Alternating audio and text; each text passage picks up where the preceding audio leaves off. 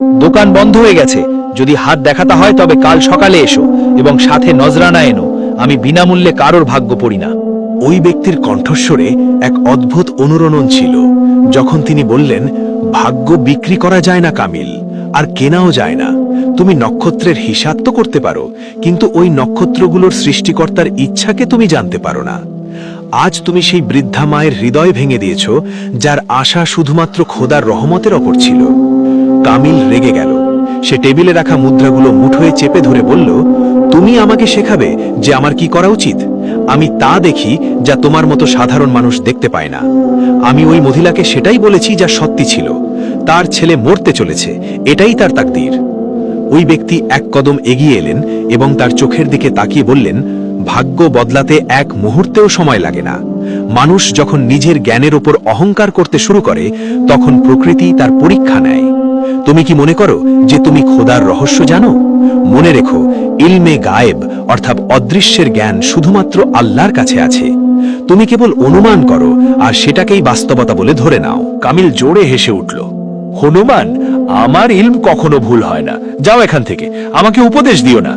ওই ব্যক্তি ঘুরে চলে যাওয়ার সিদ্ধান্ত নিলেন, কিন্তু দরজায় থেমে গিয়ে বললেন, প্রস্তুত থেকো কামিল। আগামীকালের সূর্য তোমার জন্য এক নতুন বিপদ নিয়ে উদিত হবে। আগামীকাল বাদশাহ তোমাকে তার দরবারে ডাকবেন, কিন্তু পুরস্কার দেওয়ার জন্য নয়, বরং তোমার জীবন ও মৃত্যুর ফয়সালা করার জন্য। কামিল চমকে উঠল। বাদশাহ? বাদশাহ আমাকে কেন ডাকবেন? আমি তো তার কোনো ক্ষতি করিনি। ওই ব্যক্তি ঘুরে উত্তর দিলেন, আগামীকাল তোমার ইলমের আসল পরীক্ষা হবে। দেখব যে তোমার নক্ষত্ররা তোমাকে বাঁচাতে পারে কিনা। যদি তুমি সত্যবাদী হও তবে তোমার ভয়ের কোনো কারণ নেই, কিন্তু তোমার ইলম যদি কেবল একটি ধোঁকা হয়, তবে আগামীকাল সন্ধে নাগাদ তোমার মাথা দেহ থেকে আলাদা হয়ে যাবে। কামিলের শরীরে কাঁপুনি দৌড়ে গেল। বাদশার নাম শুনে তার ঘাম ছুটতে শুরু করলো। সে তোতলানো গলায় জিজ্ঞেস করলো, তুমি কে? আর তুমি কিভাবে জানলে যে বাদশাহ আমাকে ডাকতে চলেছেন? কিন্তু সেই ব্যক্তি কোনো উত্তর না দিয়েই অন্ধকারের মাঝে মিলিয়ে গেলেন, যেন দমকা হাওয়া ছিলেন। কামিল দোকানের বাইরে বের হলো এবং এদিক ওদিক তাকালো, কিন্তু ওই ব্যক্তিকে কোথাও দেখতে পেল না। কামিল ফিরে এসে তার গদিতে বসল। তার বুক ধুক ধুক করছিল। এতক্ষণ যে অহংকার তাকে আটকে রেখেছিল, তা ধীরে ধীরে ভয়ে পরিণত হতে লাগলো। সে নিজেকে সান্ত্বনা দিল, লোকটা পাগল ছিল, হয়তো আমাকে ভয় দেখাতে এসেছিল। বাদশাহ আমাকে কেন ডাকবেন? আর যদি ডাকেনও তবে পুরস্কার দেওয়ার জন্যই ডাকবেন। সর্বোপরি আমি এই শহরের সবচেয়ে বড় জ্যোতিষী। কিন্তু সারা রাত কামিলের চোখ থেকে ঘুম উধাও ছিল। সে বারবার এপাশ ওপাশ করতে লাগলো। ওই আগন্তুকের কথা তার কানে বাজতে লাগলো, আগামীকাল তোমার ইলমের আসল পরীক্ষা হবে। সকাল হলো। কামিল তার স্বভাব অনুযায়ী দোকান খুলতেই ঘোড়ার খুরের শব্দ শুনতে পেল। সে বাইরে উকি দিয়ে দেখল এবং তার পায়ের নিচের মাটি সরে গেল। রাজপ্রাসাদের প্রহরীরা তার দোকানের দিকে আসছিল। প্রহরীদের চেহারায় কঠোরতা ছিল এবং তাদের হাত তলোয়ারের মুঠে ছিল। সবচেয়ে সামনের প্রহরী কামিলের দোকানের সামনে ঘোড়া থামালো এবং কড়া গলায় বলল, জ্যোতিষী কামিল, মহামান্য বাদশাহ তোমাকে এখনই দরবারে হাজির হওয়ার নির্দেশ দিয়েছেন। যা কাজ করছো তা ফেলে রাখো এবং আমাদের সাথে চলো। কামিলের গলা শুকিয়ে গেল। তার সেই রাতের ব্যক্তির ভবিষ্যৎবাণী মনে পড়ে গেল। কাল বাদশাহ তোমাকে ডাকবেন তোমার জীবন ও মৃত্যুর ফয়সালা করার জন্য। তার হাত পা ঠান্ডা হয়ে গেল। সত্যিই কি তার খারাপ সময় শুরু হয়ে গেছে? সে কাপা হাতে নিজের দোকান বন্ধ করলো এবং প্রহরীদের সাথে চলতে শুরু করলো, এটা ভেবে যে কে জানে এবার প্রাসাদে তার সাথে কি হতে চলেছে। রাজপ্রাসাদের ফটক পার হতেই কামিল এক অদ্ভুত ঘাবড়াহট অনুভব করলো। প্রাসাদের উঁচু দেওয়ালগুলো যেন তাকে গিলে খেতে আসছিল। ভেতরে পা রাখতেই সে দেখল যে চারদিকে নীরবতা ছেয়ে আছে।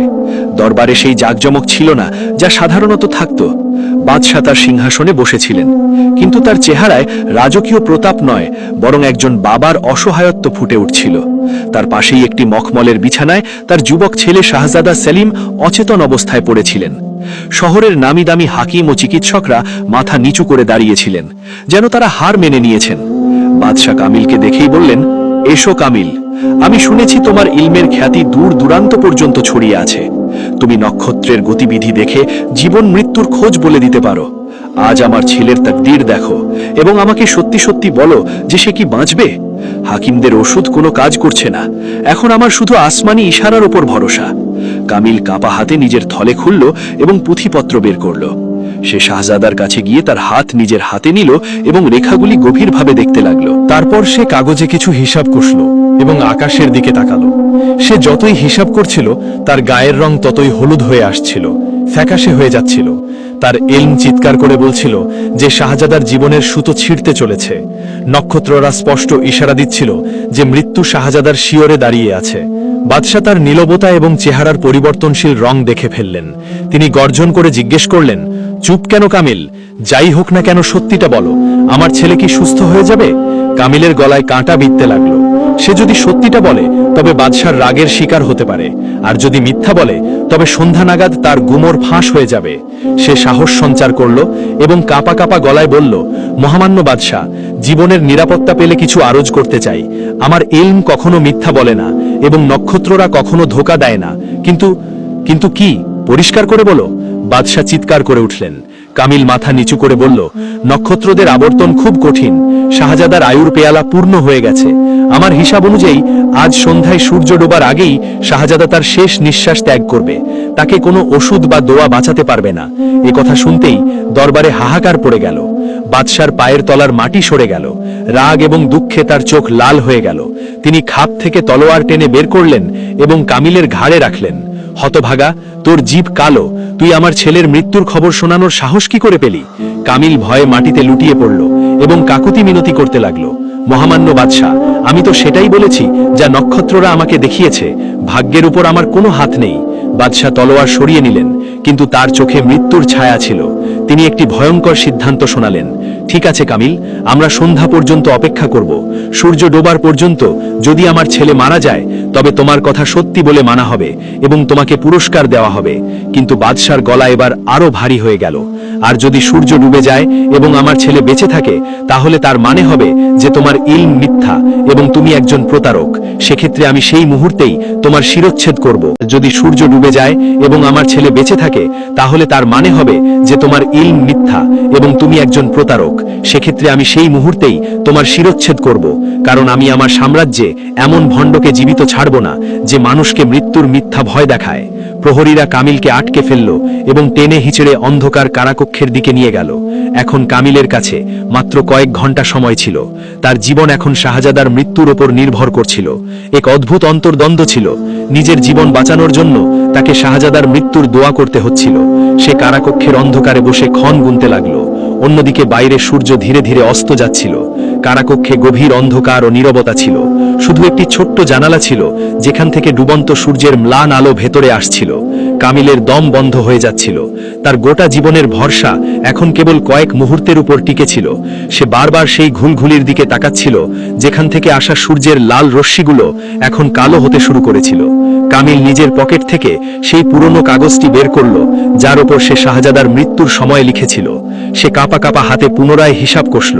তার আঙুলগুলো দ্রুত চলছিল, কিন্তু ফলাফল সেই একই ছিল। শাহজাদার এতক্ষণে মারা যাওয়ার কথা ছিল। নক্ষত্রের গতিবিধি স্পষ্টভাবে বলছিল যে তার জীবনের সূর্য অস্তমিত হয়ে গেছে। কিন্তু প্রাসাদ থেকে এখনো কান্নার আওয়াজ কেন আসেনি? শোকের খবর কেন পৌঁছালো না? তার হৃদয় জোরে জোরে স্পন্দিত হচ্ছিল। ঘামে তার কাপড় ভিজে গিয়েছিল। সে দেওয়ালে মাথা কুটতে শুরু করলো। আমার ইলম কি ভুল হতে পারে? না, এটা অসম্ভব। আমি আজ পর্যন্ত যা বলেছি তা সত্যি হয়েছে। তাহলে আজ কি হলো? আকাশের নক্ষত্ররা কি নিজেদের স্থান পরিবর্তন করে ফেলেছে? সে নিজেই নিজেকে প্রশ্ন করছিল, কিন্তু উত্তর দেওয়ার মতো সেখানে কেউ ছিল না। সময় বালির মতো পিছলে যাচ্ছিল। বাইরে থেকে প্রহরীদের বুটের আওয়াজ আসতেই কামিলের কলিজা মুখে উঠে এলো। তার মনে হলো হয়তো তার মৃত্যুর পরোয়ানা এসে গেছে, কিন্তু প্রহরীরা সেখান দিয়ে চলে গেল। এই নীরবতা তাকে আরো বেশি ভয় পাইয়ে দিল। হঠাৎ তার সেই দরবেশের চেহারার কথা মনে পড়ল। সেই কথাগুলো তার কানে হাতুড়ির মতো বাজতে লাগলো।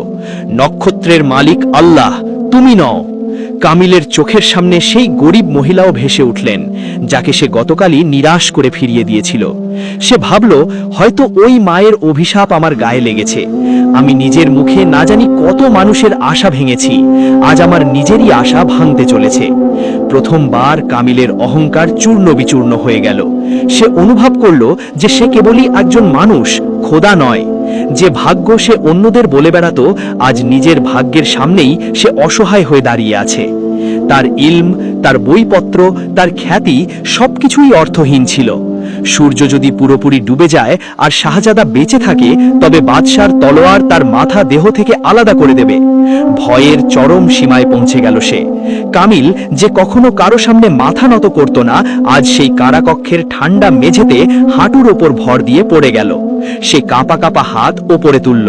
সে দোয়া করতে জানত না, সে কখনো মন থেকে খোদাকে ডাকেইনি, কিন্তু আজ মৃত্যুর ভয় তাকে সেজদায় লুটিয়ে পড়তে বাধ্য করল। সে ডুকরে কেঁদে বলল, হে বিশ্বব্রহ্মাণ্ডের মালিক, যদি তুমি সত্যিই থেকে থাকো আর তুমি যদি ভাগ্য বদলাতে পারো, তবে আমাকে বাঁচিয়ে নাও। আমি অনেক বড় গুনাহ করেছি, আমি তোমার ইলমের অংশীদার হবার চেষ্টা করেছি, আমাকে ক্ষমা করে দাও। ঘুলঘুলি থেকে আসা শেষ রশ্মিটিও এবার মিলিয়ে যেতে বসেছিল। সূর্য প্রায় ডুবে গিয়েছিল। কামিলের শ্বাস আটকে গেল। সে তার চোখ বন্ধ করে নিল এবং মৃত্যুর অপেক্ষা করতে লাগলো।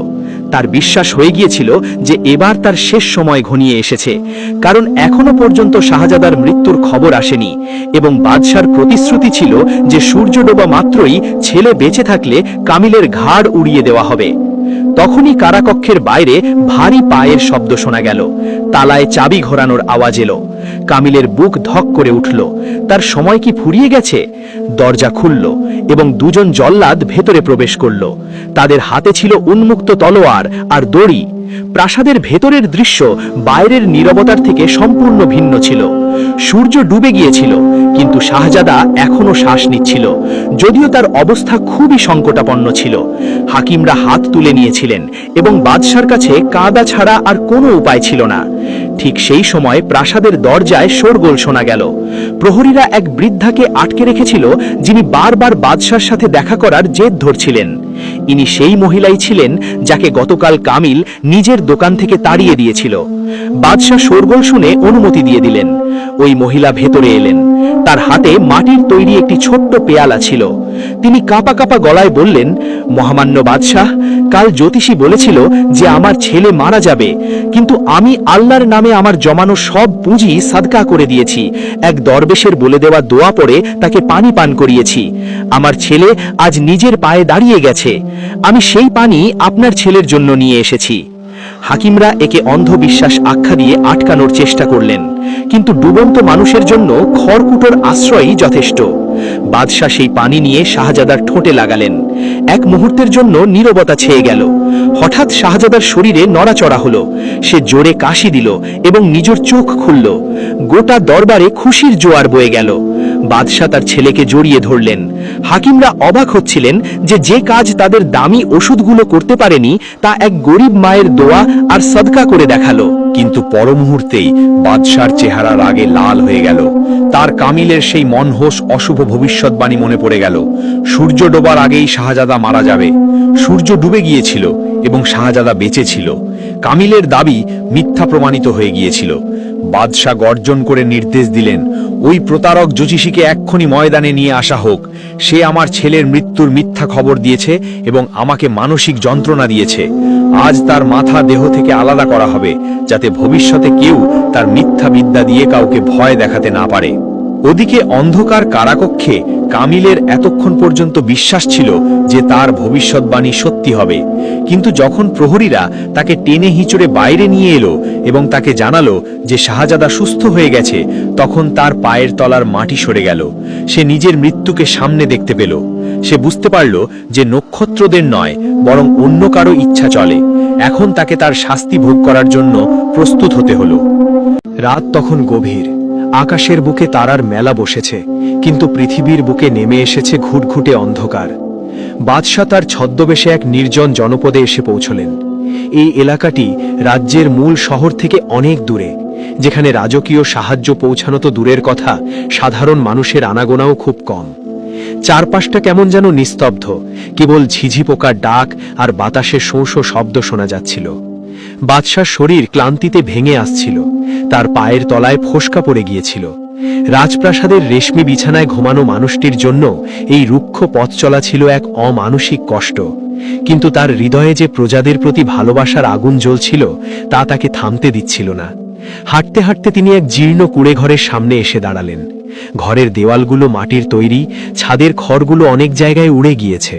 সেই অন্ধকার রাতেও ঘরটি থেকে এক অদ্ভুত শান্তিময় পরিবেশ অনুভূত হচ্ছিল। হঠাৎ বাদশার কানে এলো এক শিশুর কান্নার আওয়াজ। সেই কান্না ছিল অত্যন্ত ক্ষীণ, যেন শিশুটি ক্ষুধার জ্বালায় কাঁদতে কাঁদতেও ক্লান্ত হয়ে পড়েছে। বাদশার বুকটা কেঁপে উঠল। তিনি দরজার কাছে গিয়ে দাঁড়ালেন। ভেতরে এক মহিলার মৃদু কণ্ঠস্বর শোনা যাচ্ছিল। তিনি শিশুকে সান্ত্বনা দিচ্ছিলেন, ধৈর্য ধরো বাছা, আল্লাহ আমাদের সহায় হবেন। আর কিছুক্ষণ অপেক্ষা করো, আমি তোমার জন্য খাবার তৈরি করছি। বাদশাহ কৌতূহলী হয়ে দরজার একটি ছোট ছিদ্র দিয়ে ভেতরে তাকালেন। যা দেখলেন তাতে তার চোখ ছানা বড়া হয়ে গেল। আগুনের ওপর একটি মাটির হাঁড়িতে জল ফুটছে, আর সেই মহিলা একটি কাঠি দিয়ে তা নাড়ছেন। কিন্তু সেই হাঁড়িতে কোনো খাবার ছিল না, ছিল কেবল কয়েকটি পাথর। শিশুটি ক্ষুধার জ্বালায় বারবার খাবার চাইছিল, আর মা তাকে পাথর ফোটানোর শব্দ শুনিয়ে আশ্বস্ত করছিলেন যে খাবার তৈরি হচ্ছে। এই দৃশ্য দেখে বাদশার চোখে জল চলে এলো। তিনি নিজের কানে বিশ্বাস করতে পারছিলেন না যে তার রাজ্যে এমন এক করুণ পরিস্থিতি বিরাজ করছে। রাতের অন্ধকারে বাদশাহ সেই সেনাপতির শিবিরের কাছে পৌঁছলেন। তিনি লক্ষ্য করলেন সেখানে রাজকীয় শস্য ভাণ্ডার থেকে চুরি করা খাদ্য সামগ্রী স্তূপ করে রাখা হয়েছে, যা প্রজাদের জন্য বরাদ্দ ছিল। বাদশার চোখ ফেটে জল আসছিল। তার প্রজারা যখন ক্ষুধার জ্বালায় পাথর সিদ্ধ করছে, তখন তার নিজের কর্মচারীরা সেই খাবার চুরি করে বিলাসিতা করছে। তিনি জানতেন কেবল আবেগ দিয়ে এই বিশাল অন্যায়ের বিচার করা সম্ভব নয়, এর জন্য প্রয়োজন অকাট্য প্রমাণ। তিনি বিড়ালের মতো নিঃশব্দে শিবিরের এক কোণে রক্ষিত একটি বিশাল তাঁবুর পেছনে গিয়ে দাঁড়ালেন। ভেতর থেকে কয়েকজন মানুষের নিচু স্বরে কথা বলার আওয়াজ আসছিল। বাদশাহ তার কান পেতে শুনতে লাগলেন। যা শুনলেন তাতে তার পায়ের তলার মাটি সরে যাওয়ার উপক্রম হলো। ভেতরের সেই কণ্ঠস্বরগুলো তার খুব পরিচিত। তাদের মধ্যে একজন ছিল তার অত্যন্ত বিশ্বস্ত এক রাজকীয় উচ্চপদস্থ কর্মচারী, যাকে তিনি নিজের ভাইয়ের মতো বিশ্বাস করতেন। সেই ব্যক্তিটি হাসতে হাসতে বলছিল, বাদশাহ তো এখন ছদ্মবেশে কোথায় ঘুরে বেড়াচ্ছে কেউ জানে না। এই সুযোগে আমরা রাজ্যের অর্ধেকের বেশি শস্য গুদামজাত করে ফেলেছি। যখন বাজারে হাহাকার শুরু হবে, তখন আমরা চড়া দামে এগুলো বিক্রি করব। বাদশাহ ফিরে আসার আগেই আমরা এক বিশাল সম্পদের মালিক হয়ে যাব। সেনাপতি অট্টহাসি দিয়ে উত্তর দিলেন, আর যদি বাদশাহ ফিরে আসেন, তবে তাকে আমরা এমন এক ফাঁদে ফেলব যে তিনি আর কোনোদিন সিংহাসনে বসতে পারবেন না। তার ছদ্মবেশের খবর আমি গোপন সূত্রে পেয়েছি। তিনি এক বৃদ্ধ ভিক্ষুকের বেশে এদিক সেদিক ঘুরে বেড়াচ্ছেন। আমাদের প্রহরীদের নির্দেশ দেওয়া আছে, কোনো বৃদ্ধ ভিক্ষুককে সন্দেহজনক মনে হলেই তাকে যেন খতম করে দেওয়া হয়। বাদশার শরীরটা হিম হয়ে গেল। তিনি বুঝতে পারলেন তার ছদ্মবেশের খবর ফাঁস হয়ে গিয়েছে। তার নিজের বিশ্বস্ত মানুষগুলোই তার মৃত্যুর পরোয়ানা জারি করেছে। এই ষড়যন্ত্র কেবল প্রজাদের উপর জুলুম নয়, এটি সরাসরি তার শাসনের মূলে কুঠাঘাত। তিনি ভাবলেন, এখনই যদি তিনি রাজপ্রাসাদে ফিরে না যান এবং নিজের ক্ষমতা পুনরুদ্ধার না করেন, তবে তার রাজ্যের ভবিষ্যৎ অন্ধকারে ডুবে যাবে। ঠিক সেই মুহূর্তে বাদশার পায়ের নিচে একটি শুকনো ডাল মট করে ভেঙে গেল। সেই শব্দে শিবিরের ভেতর থাকা মানুষগুলো সজাগ হয়ে উঠল। সেনাপতি গর্জে উঠলেন, কে ওখানে? প্রহরীরা, জলদি যাও, কেউ আমাদের কথা শুনে ফেলেছে। বাদশাহ বুঝতে পারলেন তিনি এক ভয়ঙ্কর বিপদের মুখে। তিনি দ্রুত সেখান থেকে পালানোর চেষ্টা করলেন, কিন্তু তার শরীর ক্লান্তিতে ভেঙে আসছিল। প্রহরীরা মশাল হাতে তাকে তাড়া করতে শুরু করল। অন্ধকার রাতে বনের মধ্য দিয়ে বাদশাহ প্রাণপণে দৌড়াচ্ছিলেন। তার পরনের জীর্ণ পোশাক ঝোপঝাড়ে আটকে ছিঁড়ে যাচ্ছিল, কাটা ফুটে পা রক্তাক্ত হয়ে উঠছিল। পেছনে প্রহরীদের চিৎকারে বাতাস ভারী হয়ে আসছিল। হঠাৎ তিনি এক গভীর খাদের সামনে এসে দাঁড়ালেন। সামনে যমদূতের মতো খাদ, আর পেছনে উদ্যত তলোয়ার নিয়ে প্রহরীরা। বাদশার মনে হলো আজই হয়তো তার শেষ দিন। তিনি আকাশের দিকে তাকিয়ে মনে মনে বললেন, হে আল্লাহ, আমি আমার প্রজাদের জন্য এই পথে নেমেছিলাম। যদি আমার মৃত্যু এখানেই লেখা থাকে, তবে আমি তা মাথা পেতে নেব, কিন্তু আমার এই রাজ্যকে এই পাপিষ্ঠদের হাত থেকে রক্ষা করো। ঠিক সেই মুহূর্তে এক অলৌকিক ঘটনা ঘটল। খাদের এক কোণে একটি ছোট গুহার মুখ তার চোখে পড়ল। তিনি কোনো চিন্তা না করে সেই গুহার ভেতরে ঢুকে পড়লেন। প্রহরীরা খাদের কিনারায় এসে থমকে দাঁড়ালো। মশালের আলোয় তারা গুহার মুখটি দেখতে পেল না। তারা ভাবল হয়তো বৃদ্ধ ভিক্ষুকটি খাদে পড়ে মারা গেছে। সেনাপতি হতাশ হয়ে বললেন, যাক, আপদ বিদায় হয়েছে, এখন আমাদের কাজ শুরু করা যাক। বাদশাহ গুহার ভেতরে অন্ধকারে বসে হাঁপাচ্ছিলেন। তার চোখের জল আর ঘাম একাকার হয়ে যাচ্ছিল। তিনি বুঝতে পারলেন আল্লাহ তাকে আরও একবার সুযোগ দিয়েছেন। তিনি সারা রাত সেই গুহায় কাটালেন এবং নিজের মনে এক মহা পরিকল্পনা তৈরি করলেন। তিনি জানতেন এখন আর লুকোচুরি নয়, এখন সরাসরি আঘাত করার সময়। তিনি তার ঝোলা থেকে একটি ছোট বাঁশি বের করলেন।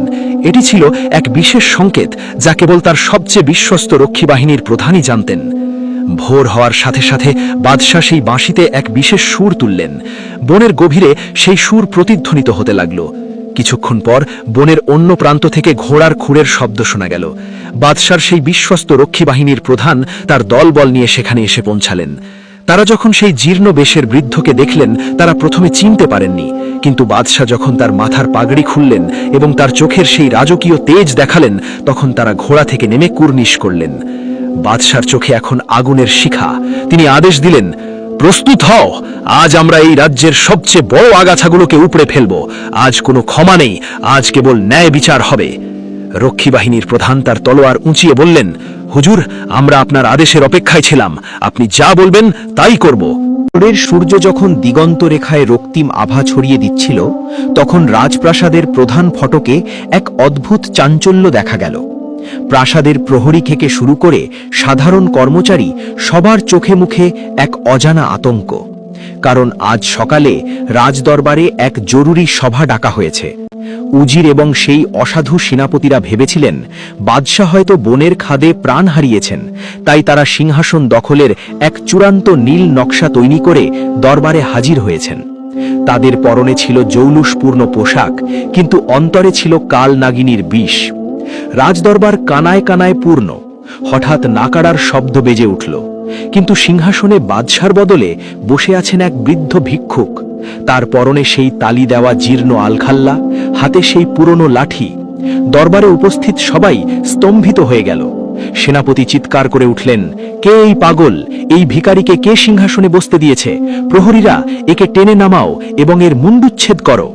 কিন্তু প্রহরীরা নড়ল না, তারা মূর্তির মতো দাঁড়িয়ে রইল।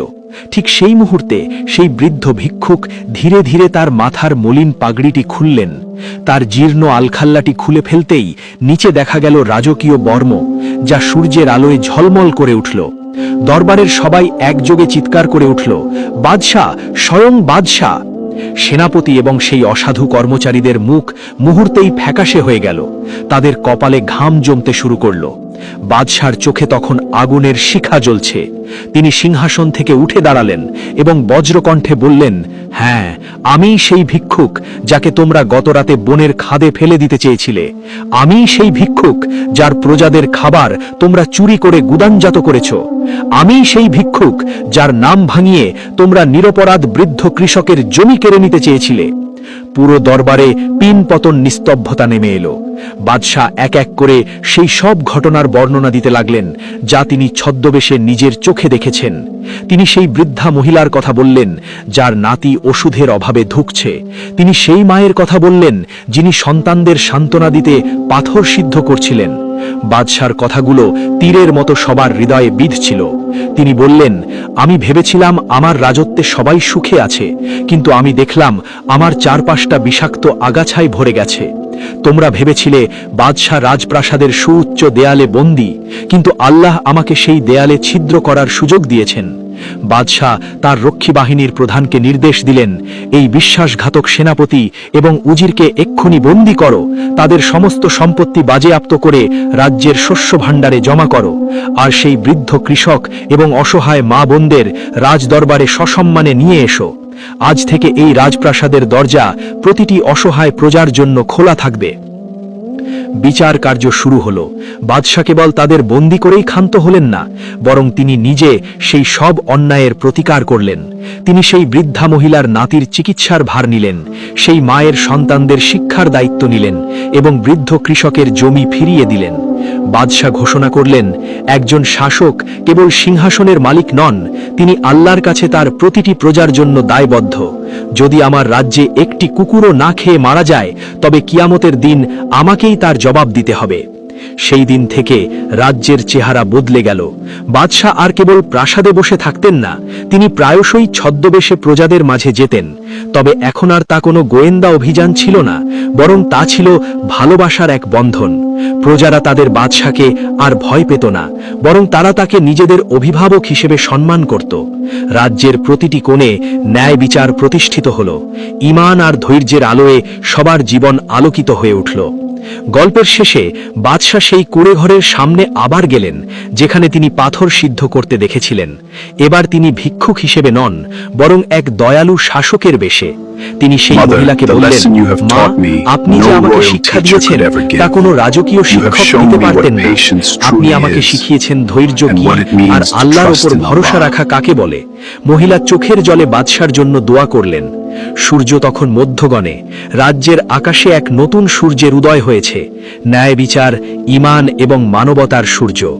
এই কাহিনী আমাদের মনে করিয়ে দেয় যে ক্ষমতা চিরস্থায়ী নয়, কিন্তু মানুষের সেবা এবং আল্লাহর সন্তুষ্টিই হল জীবনের প্রকৃত সার্থকতা। যে শাসক তার প্রজাদের হৃদয়ে রাজত্ব করতে পারেন, তিনি ইতিহাসের পাতায় অমর হয়ে থাকেন। বাদশার এই কাহিনী যুগ যুগ ধরে মানুষের মুখে মুখে ফিরতে লাগল।